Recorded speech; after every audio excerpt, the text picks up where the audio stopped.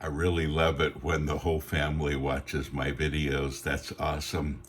This is not one of those days. I'm going to talk about pedophilia today, not something that younger people should hear.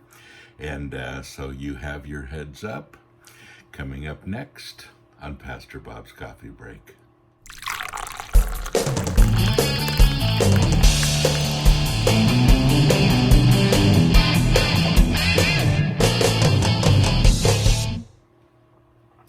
It's a Norwegian saying, choose kindness and laugh often. That's cool, isn't it? Shout out to my friends in Norway. It's Norway Day. That rhymes. Norway Day. Somebody should write a song. Norway Day. Yeah, sure. Have some great friends in Norway. Love you to death. Thank you for watching, all of you, today. So it's a very difficult subject, and I'm not sure I should tackle it, but I really feel like I'm supposed to, so I'm going to. And here's the question. Dear Pastor Bob, is there such a thing as someone being insane at the time of a sex crime? Would that person still be a pedophile if they were insane at the time of a sex crime and didn't know right from wrong? And that really is a great question. But it's, how should I say, it's not the right perspective. Insanity is one of those things that I think a lot of times our legal system kind of thinks up to get around crime. And not that it doesn't apply sometimes, but insanity, temporary insanity, most people know when they're doing something wrong, and it's a little more complex than that. So I want to tackle it today, and I want to describe this and tell you why I don't think this is the right question. So let's talk about pedophilia for just a second. And pedophilia is a sexual attraction to pre-puberty children. And the Bible's pretty explicit about how we should treat children. Matthew 18:6 says, "But whoever causes one of these little ones who believe in and acknowledge and cleave to me to stumble in sin," that is, who entices them or hinders them in right conduct or thought, it would be a better and more expedient and profitable or advantageous thing for him to have a great millstone fastened around his neck and be sunk in the depths of the sea. Wow. So don't mess with kids. That's what it's saying. And we have a responsibility to raise up children and to help them. So many people have childhood trauma. You may be one of them who still deal with it. And it's a tough thing because those imprints on our lives are lasting. So pedophilia becomes a big deal. Now, hephobophilia is a different thing. It's an attraction to teenagers. And a pedophile is not necessarily a hephabophile. They're two different things. And a hephabophile is not necessarily a pedophile. Although they can be, it's unusual. So pedophiles aren't those that are attracted to teenagers. They are those who are attracted to pre-puberty children. And there are exclusive pedophiles, the ones that are only attracted to children. There are preferential pedophiles who prefer children but are also attracted to adults and to teenagers and a more variety of people. And there are non-parental, parental pedophiles. Well, I didn't realize that was going to be a tough word. But people who prefer adults or teenagers but are also attracted to children. So there are three different types in attraction. And then there are three categories of pedophiles from the way that they feel about actually acting out. And there is the abstinent pedophile, and there are a lot of them. You know, I don't think people really understand how many pedophiles are out there, honestly. And in my experience in counseling and of course in the homeless ministry, I check the sex registers often. I know who's there, and I know the pedophiles that are eating with us under the bridge, and some of them you'd never guess.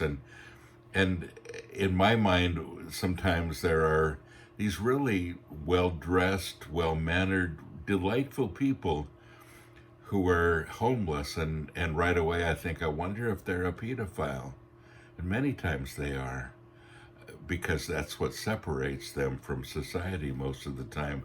And people say, well, you always know, you can always spot a pedophile. Oh, no, no, no, you can't. Mm-mm. And in my experience, there are three kinds about acting out. There's the abstinent, the one that makes a conscious and willing choice to never have relationships with children, although they're attracted. A lot of those. There are the passive pedophiles who refrain from acting out, but not necessarily by choice. A lot of them have relational inhibitions. They don't know how to get a relationship started, or fear of prison, or fear of social rejection, or, you know, whatever it might be. And then there are active pedophiles, and those are the ones that make the news and the ones that you're aware of, who are ready and willing to act out. People who are waiting and looking for an opportunity and actively seeking one. And those are the ones that make the news, and those are the ones that are a bit dangerous. Now, there's another term that you should probably be aware of, and that is pedosexual. An adult who has sexual relationships with children. A pedophile, but is not necessarily a pedosexual. And a pedosexual is not necessarily a pedophile. So let me explain a little bit more. We can establish three different categories of pedosexuals. There are the violent ones who don't hesitate to use any form necessarily in coercing and attracting children, and feel nothing for the child. They only see them as a mere sex object, and there's nothing else. Those are the dangerous ones. Those are the ones that commit the crimes, mostly. There's the non-violent pedophiles who prefer seduction, but are indifferent also to the psychological consequences of the child. They don't really care. Is this going to hurt them? Well, oh well. And then there are the pedosexuals who believe that the children they have sex with are consenting, and they're not in risk, and there's no consequences because they want this too. So three kinds. And it's important not to also, I need to say this going forward, to not to confuse incest with pedophilia. People who commit incest, and they say it's between 30 and 40% from kids that are growing up that have some kind of sexuality between them, they aren't necessarily pedophiles, and usually not, even when they've committed pedosexual acts.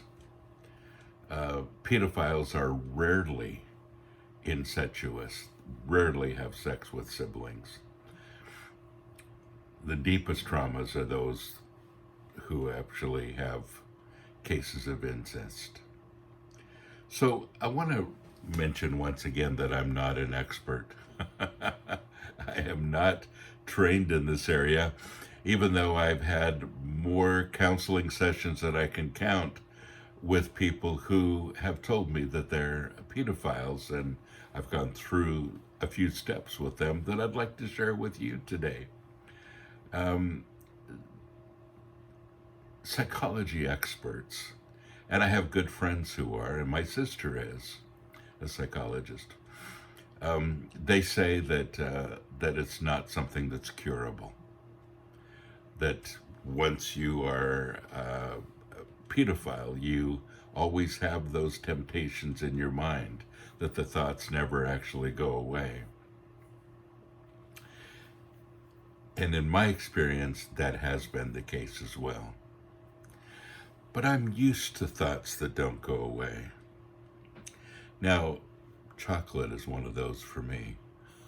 You say, Pastor Bob, how can you compare chocolate to pedophile? Well, I know the thoughts that don't go away. I could pray all day long that God would take my desire for chocolate away, and it's not going to happen. It's really not going to happen. And I don't eat much chocolate, and I only eat dark chocolate in small amounts. And I really discipline myself with it. But if I could, I'd eat it all the time. This just may be a silly example, but there are many in my life like that. I could pray for those thoughts and those desires to go away, but they're still there.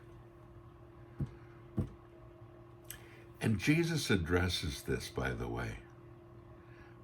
Look at Matthew chapter 11. And once again, if you have your Bible, please turn there with me, because these are verses you really need to see, especially if you're struggling with something like this or anything. Jesus says, "Come to me, all you who labor and are heavy laden and overburdened, and I will cause you to rest. I will ease and relieve and refresh your souls." So he says, come to me. This is the place you come to get well. Well, does getting well mean that I forget, that I'm erased, that I don't have these temptations anymore? No, it actually isn't. Now, let's go on here. 29. Take my yoke upon you and learn from me, for I am gentle, meek, and humble, lowly in heart, and you will find rest, relief, and ease, and refreshment, and recreation, and blessed quiet for your souls. That's so awesome. Take my yoke, he says. He says in verse 30, for my yoke is wholesome. It's useful. It's good. It's not harsh, hard, sharp, or pressing, but it's comfortable. It's gracious. It's pleasant. And my burden is light and easy to be borne. So when I come to him with these things that are heavy, and let me tell you, incest is one of those things I understand. Some of you have gone through all kinds of healing with that too. But pedophilia, that's so heavy. And people that deal with this every single day need this kind of relief. Now, he doesn't ever say that it's going to disappear one day. And my prayer for you is that it would. My experience says there's a good chance it's not going to, but that doesn't mean that you're not going to be okay. It simply means that you need to take his yoke upon you instead of dealing with your own. Take your heaviness to him. He says, come to me, all of you who labor and are heavy laden and overburdened, and I will give you my yoke instead, that is lighter, that is easier. Let me carry it for you. My burden is light and easy to be borne. It's gracious. So folks, that's really where we're at. And I wish I could say, here are the steps to getting cured and you're going to be fine, and that's not the case. And to this person who said, is it a temporary insanity? No, it's not. But you have to define what it is and what kind of pedophile you are and what is the course of action for you. And surrounding yourself, and again, we're going to talk a lot about this during the month of March, but surrounding yourself with church, with people who can love you and encourage you and all of that, man, that's important. And to be part of a community makes, and not necessarily just for accountability, but for strength. When you have the kind of life that can deal with trauma, that can deal with things that you deal with every day, and there are heterosexuals that are fighting just as hard. Sexuality is a difficult thing for many people. A daily affirmation with God, a daily need to cast my burdens on Him. It's not just pedophilia. But that's the bottom line. And so His burden is easy. It's light, easy to be borne. And that's where we need to go. Well, I realize I didn't do this justice. I know I didn't.